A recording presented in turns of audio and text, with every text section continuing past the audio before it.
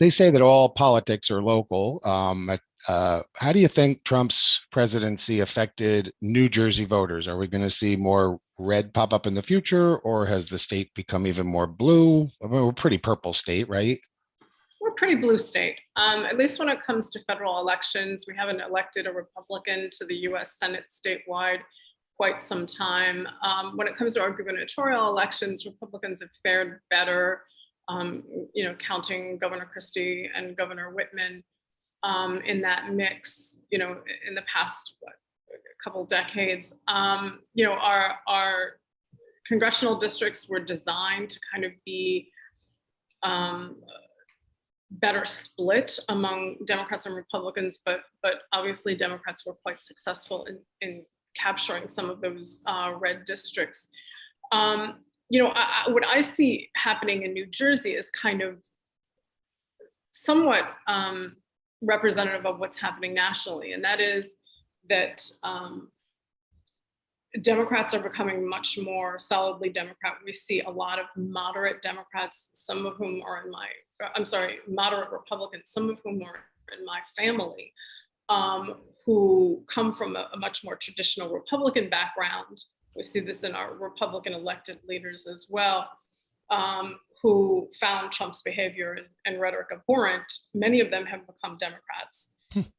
So we've seen some increases in the number of Democrats, but we've also in pockets of the state, including where I live and including where you live, Trumpism has really taken hold, and you see this kind of digging in the heels of this brand of kind of Trumpism, Republicanism. I don't know how long that is going to last. I think, frankly, the events of January 6th turned a lot of people off, including some of those Trump supporters who were, I think, taken aback by the behaviors and actions of those insurrectionists. I think, fundamentally, even if you could be a Trump supporter but believe in the inherent tenets of democracy and, the will of the majority and the legitimacy of elections, and when you see someone trying to overthrow that, then that may be enough to say, I'm not up for this.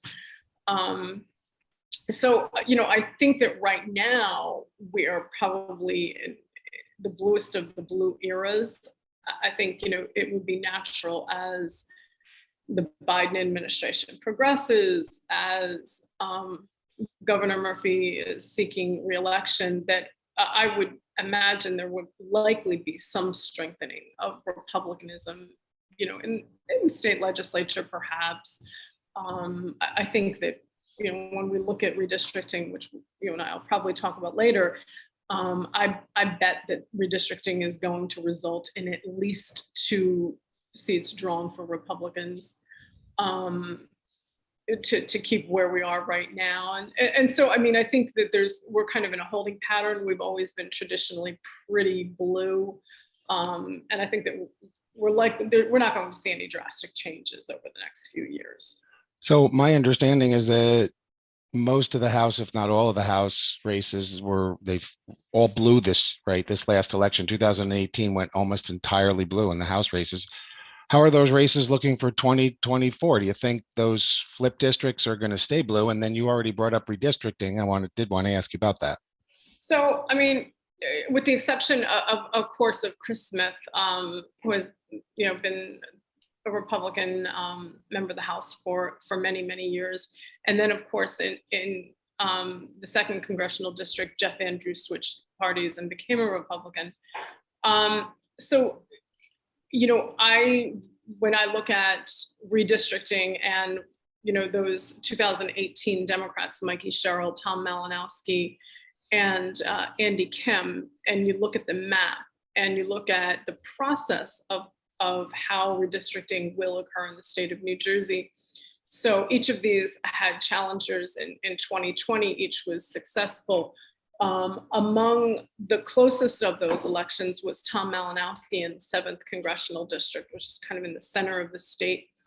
And Malinowski, I think that he will be, I don't want to say vulnerable, it's not the correct word, but I think that he needs to be cautious for the simple fact that when New Jersey does redistricting, the people who are on that redistricting commission matter, right? So normally those appointees, somebody is charged with looking out for this person's interest, that person's interest.